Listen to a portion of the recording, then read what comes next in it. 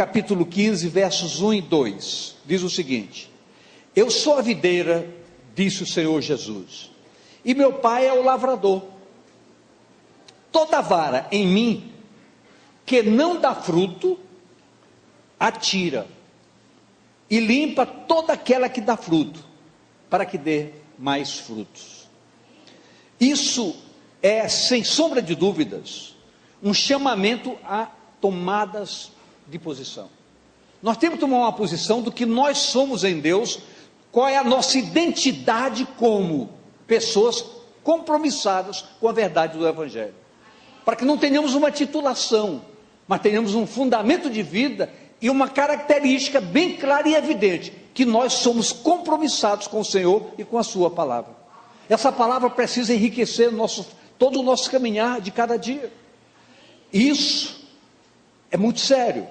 Então, a palavra diz categoricamente: se você é infrutífero, Ele corta. Se você é frutífero, Ele limpa você para que você amplie a sua visão e a sua atividade como servo verdadeiro. E diz a palavra, que de maneira muito clara, para nós entendermos: as portas estão abertas para quem tem propósitos. As portas do reino se abrem para quem tem propósitos. Os propósitos verdadeiros já chamam a atenção, a ação divina, trazendo consequências positivas. Veja o que nos diz o verso 3, preste bem atenção: vós já está limpos pela palavra que vos tenho falado.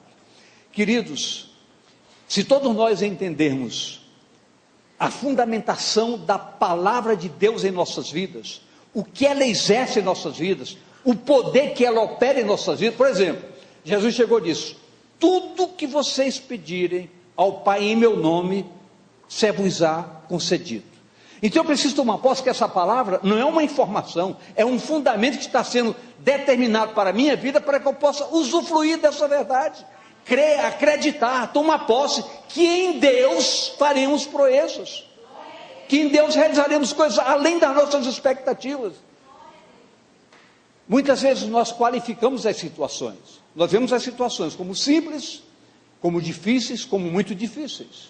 Mas quando nós olhamos para Deus, Deus diz: para mim não há impossíveis, não há simples ou difícil, há eu querer fazer. E quando nós temos um relacionamento com Deus, o pastor Flávio citou no começo da sua fala um texto de Jeremias que fala que Deus sabe os pensamentos que Ele tem a nosso respeito, pensamento de bem, para nos dar o fim que nós desejamos. Então, se Deus tem todo esse propósito, o que falta? Que eu me aproprie desses propósitos divinos, e com certeza, em decorrência disso, a minha vida terá um outro sentido. Ao sermos selados com a verdade que a palavra nos traz, o Espírito Santo da promessa, temos disponibilizados para o nosso uso todos os aparatos necessários para operacionalizarmos os assuntos que dizem respeito ao reino de Deus. Deus sabe que dentro da capacidade humana nós não seríamos realmente, autenticamente habilitados para criarmos todos os mecanismos do reino. É por isso que Ele nos deu a ação do Espírito Santo em nossas vidas. Para quê? Para que o Espírito possa gerenciar, possa instruir, possa ensinar toda a nossa caminhada dentro dos aparatos do reino, para que nós possamos ter um aprofundamento. Por quê? Porque o Espírito traz a revelação, o Espírito traz o ensino aprofundado, nos ensina, como diz a palavra, até a própria intimidade de Deus. Através do Espírito Santo nós chegamos lá. Então a igreja tem que entender que Deus quer intimidade conosco. Diga para você: Deus quer ter intimidade comigo, Deus quer se relacionar comigo em intimidade. Mas quem nos apropria disso? O Espírito Santo. É o Espírito Santo que nos traz todos os aparatos necessários para que esse íntimo relacionamento aconteça. Essa unção, em sua especificidade, ela não é uma coisa que acontece de maneira automática. E sim, é preciso que nós entendamos que a própria simplicidade demonstrada pelo Senhor Jesus claramente evidencia que a unção sobre a sua vida foi um fundamento claro nos seus propósitos, nos propósitos da sua vinda e até mesmo da sua ressurreição. Então, olha o que diz Isaías 61. O Espírito do Senhor veio sobre mim, disse o Senhor Jesus, e me ungiu para tantos propósitos estabelecidos por Deus para a vinda do Senhor Jesus. Então é preciso que nós entendamos que a dimensão da graça de Deus em Cristo, nessa ação do Espírito, foi tão profunda, que a palavra diz que esse mesmo Espírito, que ressuscitou Jesus dentre os mortos, esse mesmo Espírito está disponibilizado para todos nós. Veja a dimensão do que Deus quer que nós façamos, e como Ele quer agir através das nossas vidas. Uma coisa sobre, olha, esse texto está em Romanos 8,11, que diz, Romanos 8,11, e se o Espírito daquele que dos mortos ressuscitou a Jesus habita em vós, aquele que dos mortos ressuscitou a Cristo, também vivificará os vossos corpos mortais, pelo seu Espírito que em vós habita. Então é preciso que nós entendamos que essa presença do Espírito Santo é para nos habilitar para toda boa obra, tudo aquilo que demanda a essência do reino, como ação de homens capazes de conquistar vidas para o reino, esse Espírito está pronto para nos ajudar. Então você no seu lugar aí, quando o pastor Flávio falou sobre a nossa proposta de 600 conquistas, obviamente que você levantou o braço, como se eu estou aqui pronto para fazer isso, mas talvez o amanhã deixe você preocupado, como fazer isso? Saiba que Deus é contemplador de propósitos. Se você estabeleceu o propósito, estou aqui disponível, eu vou fazer parte dessa história, Deus vai contar comigo. Saiba que a partir de hoje, esse Espírito que está em você será um agente de orientação, lhe dando palavras adequadas. Se você encontrar diante de uma situação, você não precisa buscar nem na Bíblia o que falar, o Espírito Santo colocará no seu lado o que você vai falar, e como você será convincente para que as pessoas entendam que você está sendo um agente de Deus na vida dela. O Espírito Santo é poder, o mesmo poder que arrancou Jesus da morte para a ressurreição, ele está dentro de você. Ele é capaz de fazer coisas extraordinárias na sua vida e usar você como você nunca imaginou que seria capaz de fazer. Deus há de fazer de você um instrumento de poder em sua mão. Sobre cada vida que está aqui nesta noite, você recebe uma ação profética e um ato declaratório. Deus há de usar a sua vida como nunca, e você será um agente de bênção na mão do Senhor todos os dias da sua vida e do seu caminhar. Você será um conquistador da excelência da glória de Deus. Tenho certeza disso. Logo, precisamos também entender dois textos que nós vamos ler agora. João 14:12. Na verdade vos digo, que aquele que crê em mim, também fará as obras que eu faço, e as fará maiores do que estas, porque eu vou para o meu Pai, e eu vou para o meu Pai, e enviarei sobre vocês o Espírito Santo da promessa, e através desse Espírito, você vai ver o que vai acontecer através da sua vida e na sua própria vida. Diz mais Colossenses 2:12, sepultados com ele no batismo, nele também ressuscitaste, pela fé no poder de Deus que ressuscitou. Então nós somos ressuscitados do anonimato, da paralisia, da acomodação religiosa. Esta noite é uma noite de ressurreição de ideias, ressurreição de propósitos. Você que estava parado, você que fica só ouvindo sobre células, mas que negócio é esse? Sobre células, sobre discipulado, você vai entender que você faz parte dessa história. Diga à pessoa do seu lado, você faz parte dessa história. Você não vai ficar de fora. Esse Espírito de poder vai agir na sua vida como nunca, e você vai ser sacudido. Você vai ser sacudido como nunca, para ser objetivo e ativo nessa ação sobrenatural de conquistas.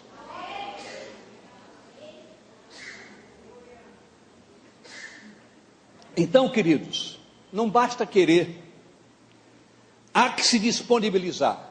Então eu gostaria que olhasse para a pessoa do seu lado, nos olhos, e dissesse: não basta você querer, você tem que se disponibilizar. Você tem que estar disponível para fazer. Há um preço a pagar da parte de todos, queridos.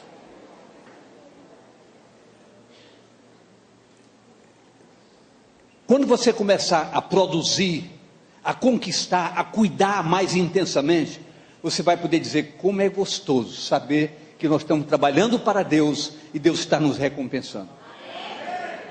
Nós tivemos uma reunião nessa manhã singular, nós pastores. Por quê? Porque nós choramos mesmo na presença do Senhor pela ideia, pelo projeto, pelas metas ousadas e corajosas, na convicção de que nós não estaríamos sozinhos.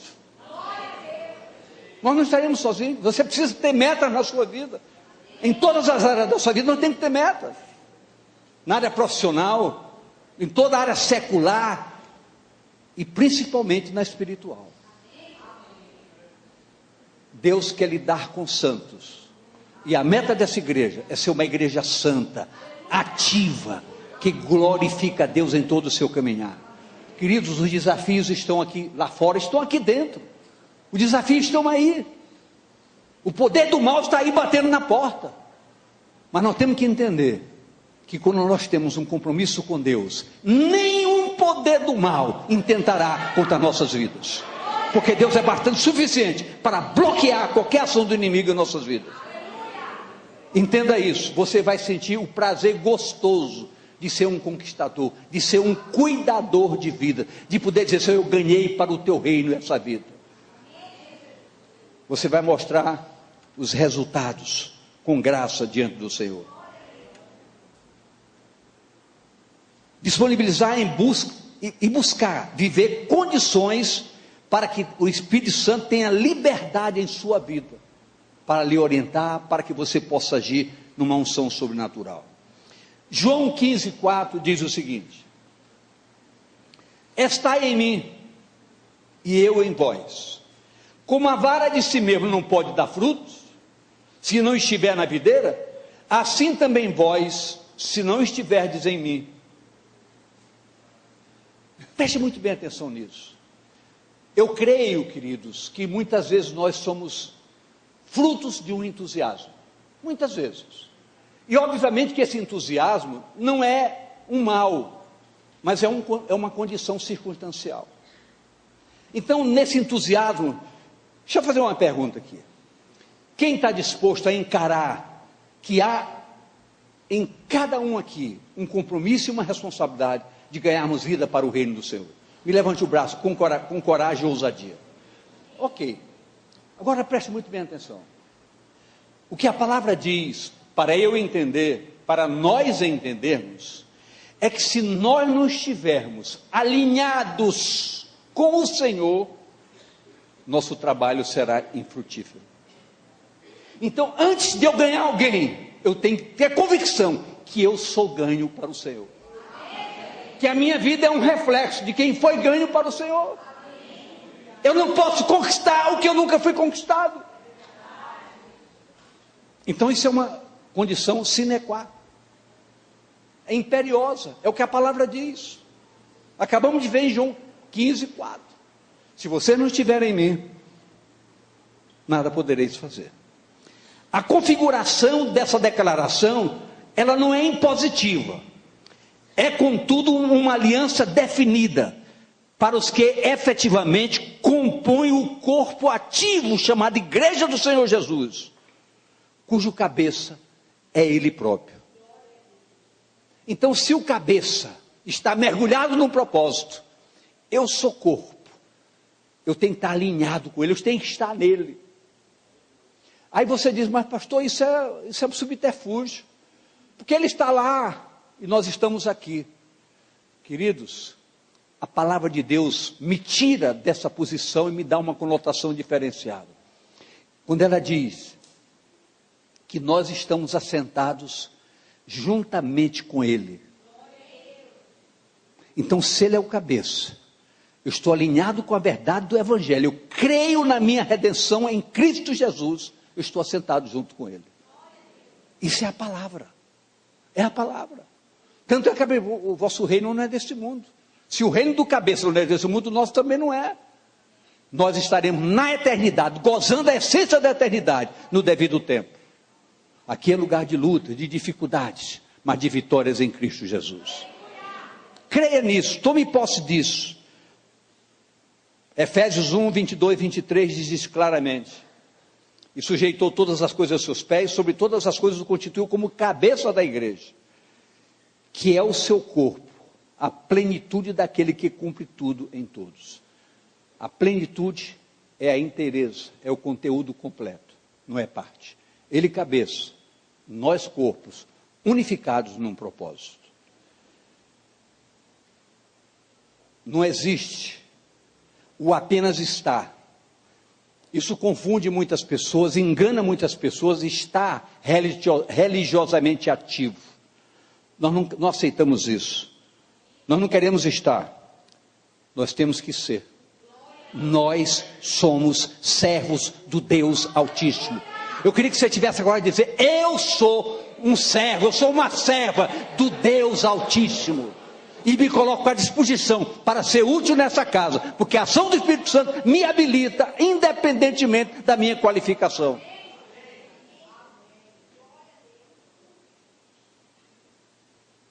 Igreja, é um grande desafio quando penetramos nos fundamentos.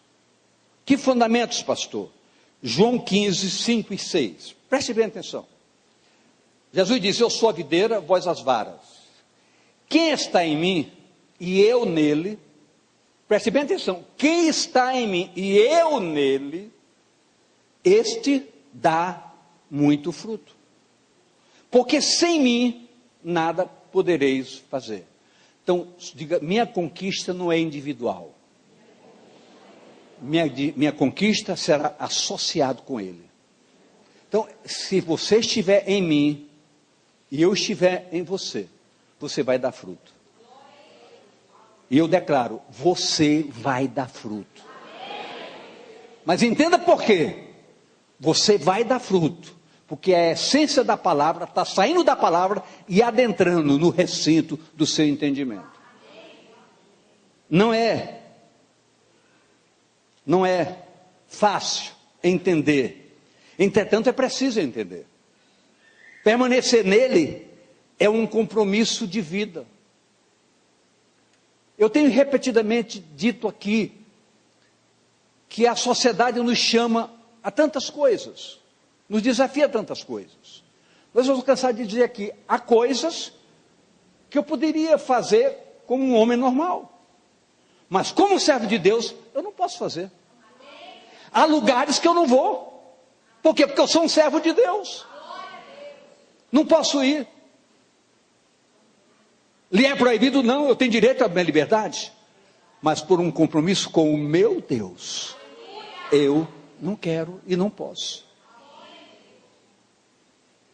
Então eu tenho que entender isso. Compromisso de vida. Isso não nos isenta de confrontos e problemas. Permanecer é saber honrá-lo, é ter perseverança, é ter confiança, é ter fidelidade. Não somos agentes de descarte, pois quando nos descartamos voluntariamente, há um preço a pagar, e muito duro e muito pesado. Então é preciso que nós paguemos o preço, assumir compromisso. A figura religiosa ficou para trás, foi o fracasso de muita igreja. Mas o compromisso, a seriedade, a fidelidade, entender que o Senhor é fundamento de vida, nossa vida depende dele, isso muda a nossa história. Isso faz de todos nós pessoas com seriedade nas coisas do reino. O ativismo de muitos, preste bem atenção no que eu estou falando, o ativismo de muitos os enganam e criam um ídolo invisível e intocável. Só você entende suas razões. Só você entende suas razões. Suas razões são chave na sua história para justificar seus equívocos. Mas o que nós estamos dizendo aqui hoje é que nós estamos criando, não por invencionismo, mas por um decreto divino, um desafio para essa igreja. Um novo tempo, uma nova história, um novo compromisso. Você é peça-chave Diga à pessoa do seu lado, mas toque, né? Diga, você é uma peça-chave nesse novo tempo. Você é fundamental nesse novo tempo. Ninguém pode estar de fora. Se alguém, você lembra, não está aqui hoje, como não estão muitas pessoas, a gente entende, mas encontrou, avisa, olha, estamos no novo tempo e você não pode estar de fora. Isso é muito sério. Em João 15:7, se vós estiverdes em mim, e as minhas palavras estiverem em vós, queridos, preste bem atenção, que essa é a parte boa dessa noite. Pedireis tudo o que quiserdes, e vos será feito. Eu não posso qualificar aqui o que você vai pedir, porque você sabe que não pode pedir coisas erradas. Você só vai pedir aquilo que agrada o coração de Deus. E não tem melhor resposta para você do que pedir coisas que agradem o coração de Deus. Eu posso ouvir amém mesmo? Amém. Permanecer demanda humildade. Se não formos fiéis no pouco, como receberemos o muito? Tão desejado por tantos. As minhas palavras permanecerem em vós. Isso é muito profundo. Essa palavra ter qualidade na minha vida, ter objetivo na minha vida, ser singular na minha vida. Isso é extremamente importante. Jesus expressou o sentimento claro do desejo amoroso de ver todos os discípulos frutíferos. Então, quando nós desafiamos você, nós não estamos criando um mecanismo próprio. Os pastores não se reuniram hoje, agora vamos levar esse povo a nos obedecer. Não, vamos obedecer à palavra. Obedecer à palavra. Jesus quer um discipulado frutífero, próspero, atuante, sério. Jesus estava se oferecendo como exemplo, procurando traduzir o caráter de servo evidenciado em sua obediência, em sua própria obediência ao Pai, que o enviou. Isso também é desafiador. A obediência tem normas. A obediência aos planos da palavra tem normas. Nossas atitudes respondem pela nossa fidelidade. Nós não podemos chegar aqui e propagar coisas que nós não vivemos. Seremos mentirosos, enganosos. É preciso que nós falemos aquilo que está preparado dentro do nosso coração, com uma atitude de vida, de compromisso com Deus. É preciso que nós sejamos para termos. Nós precisamos ser exemplo. Diga, eu preciso ser exemplo. Eu preciso gerar confiança em quem me segue. Uma igreja, ela tem que ter confiança no seu altar. Quando o seu altar mostra que merece essa confiança. Isso não é impositivo. Não é uma normatização que se estabelece com um propósito meramente religioso, ou criar um mecanismo litúrgico para que você entenda. Não. A sua obediência tem muito a ver com quem lhe fala, a seriedade de quem lhe fala, de quem lhes ensina os caminhos da Bíblia.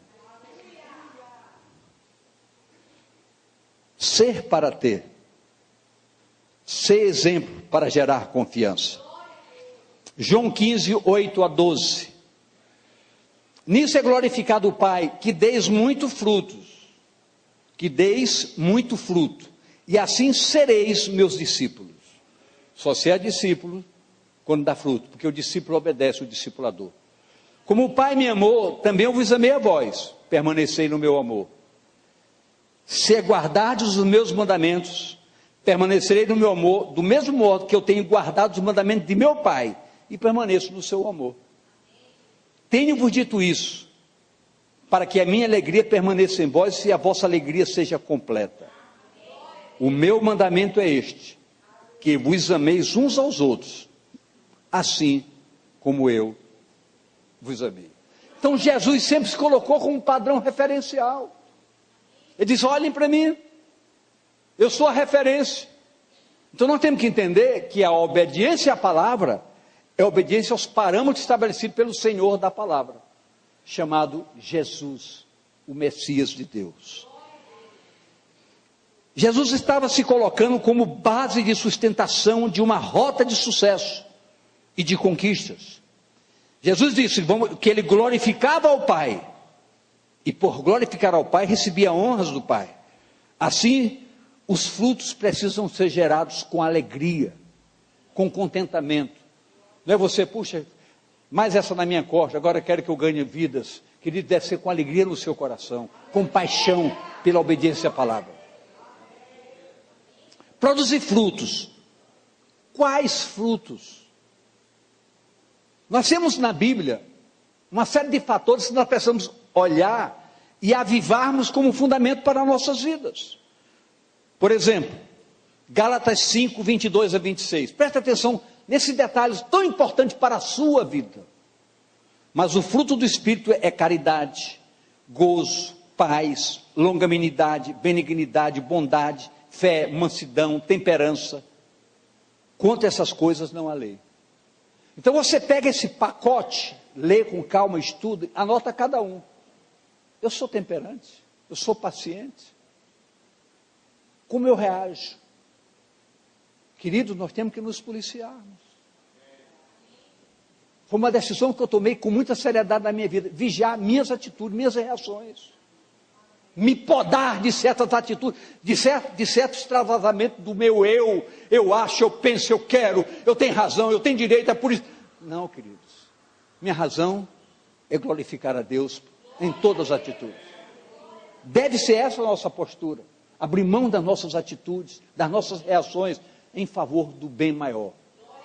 Deus ser glorificado em nossas vidas. Diz mais, eu pulei, eu só disse 22. E os que são de Cristo crucificaram a carne com as paixões e concupiscências. Crucificaram a sua própria carne. Se vivermos no Espírito, andemos também no Espírito. Não sejamos cobiçosos de vanglórias, irritando-nos uns aos outros, invejando-nos uns aos outros. Então a Bíblia, ela normatiza a nossa atitude de fé. A nossa área comportamental, ela é normatizada pela palavra. Então a palavra não é para ser guardada, não é desodorante. A palavra é vida abundante para nosso caminhar. Podemos agregar tantas coisas advinda dessas: testemunhos, atitudes, comportamento, reações, controle, amizade, saber ouvir, que é uma das coisas mais difíceis, saber ouvir, saber dar oportunidade aos outros. Podemos ouvir os outros. Muitas vezes o discípulo quer ser ouvido, nós não ouvimos. Temos que aprender a ouvir. Abençoar, ajudar, orar. Uma igreja que ora é uma igreja de sucesso. Uma igreja que ora é uma igreja que conquista. Uma igreja que ora está além do natural. Romanos 6, 22. Estamos terminando. Mas agora, libertados do pecado e feitos servos de Deus, tendes o vosso fruto para a santificação e, por fim, a vida eterna. Transformados em servos. Transformados em servos. Vamos ficar de pé, por favor. O texto vai até o 16. Vamos ler de 13 a 16 rapidamente, de pé mesmo. Ninguém tem maior amor que este de dar alguém a sua vida pelos seus amigos. Vós sereis meus amigos, se fizerdes o que eu vos mando. Já não vos chamarei servos, porque o servo não sabe o que faz o seu senhor, mas tenho-vos chamado amigos, porque tudo quanto ouvi de meu Pai vos tenho feito conhecer. Não me escolheste vós a mim, mas eu vos escolhi a vós, e vos nomeei para que vades e deis frutos, e o vosso fruto permaneça, a fim de tudo quanto em meu nome pedirdes ao Pai, Ele vos conceda. Então você vê que Jesus, agindo no seu caráter de amor, de bondade, diz: vocês vão me obedecer? Tudo bem, mas entendam, que eu vou, da agora em diante, fazer o que vocês vão me pedir. Tudo que pedir, dizer meu nome, vai ser concedido a você. Então, queridos, Deus nos cobra, mas Deus nos dá além da sua cobrança. E o que eu espero nesta noite, é que ao você sair daqui, você não saia levando uma carga, dizendo, poxa, eu vou ter que ganhar alma. Você sai daqui com alegria, dizendo, Deus me chamou para uma comunhão mais precisa, mais próxima, mais perto. E Deus me deu promessas maravilhosas. Pai, em nome do Senhor Jesus, que a tua palavra se agregue ao entendimento da tua igreja, para que esta noite traga como resultado coisas extraordinárias da parte de cada um componente desta igreja. Que cada um se sinta participante, entendendo que o chamamento do Senhor tem recompensas extraordinárias. O Senhor nos chama a um compromisso de conquistas, mas o Senhor nos dá o seu Espírito para nos ensinar a conquistar. E o Senhor disse, se nós estivermos nele, ele estiver em nós, tudo que pedirmos dele nos concederá. O desejo do nosso coração, Pai, é que a tua igreja seja tomada por uma ação de sobrenatural de poder. Vida de Deus se derrame neste arraial, e sejamos uma igreja diferenciada, uma igreja com propósito, com metas, com campanha séria de santidade, de consagração, para termos nossas conquistas pessoais, sermos do Senhor, e o Senhor ser nosso Deus. Que tu abençoes cada componente, os que estão aqui, os que não estão, a igreja como um todo, seja extraordinariamente abençoado. Um novo tempo chegou, não uma nova era, um novo tempo, o tempo de sermos frutíferos, de glorificarmos a Deus através das nossas conquistas. Que o Senhor te abençoe, que o Senhor te fortaleça, que o Senhor te renove, o Senhor alegre o teu coração, e o Senhor te transforme numa pessoa útil em prol da causa do Evangelho. Que a tua vida glorifique o Senhor, e o Senhor derrame sobre a tua vida uma unção sobrenatural, de poder, de soberania contra o pecado, de uma atividade plena, de agrado, de adoração, de comunhão, de oração na presença do Senhor. Que o Senhor te abençoe, te fortaleça e te renove, em nome do Senhor Jesus. Amém, amém, amém e amém.